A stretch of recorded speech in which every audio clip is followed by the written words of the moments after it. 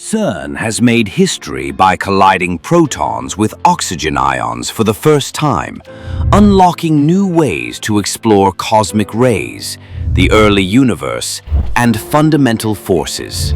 From June 29 to July 9, the Large Hadron Collider entered a special mode: 2 days of proton-oxygen collisions, followed by 2 days of oxygen-oxygen and 1 of neon-neon. While LHC typically smashes protons or lead ions, these new interactions mimic cosmic ray collisions in Earth's atmosphere and help scientists study the strong force and quark-gluon plasma, conditions just after the Big Bang.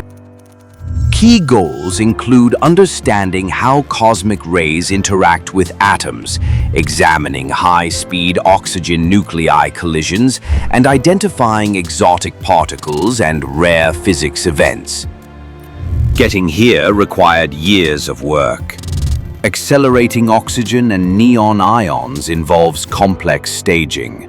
Creation in LINAC 3, passing through LEIR, the Proton Synchrotron, and Super Proton Synchrotron before entering the LHC, with each step custom-tuned since 2019. Because protons and oxygen ions have different charge-to-mass ratios, scientists had to adjust revolution frequency and beam momentum with nanometer-level precision to ensure successful collisions.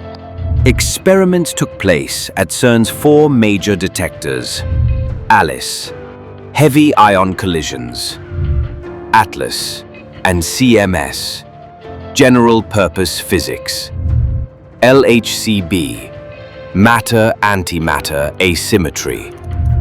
Nearby, LHCf deployed a special detector to study small-angle particles, simulating cosmic ray interactions in our atmosphere and improving radiation detection techniques.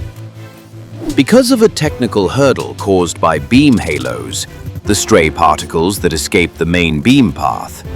With ion beams, standard collimators struggle, so CERN is testing crystal collimation, a method using atomic structures to steer particles like light through a crystal. This isn't just one experiment, it's a leap toward understanding how the universe began and the extreme behavior of matter.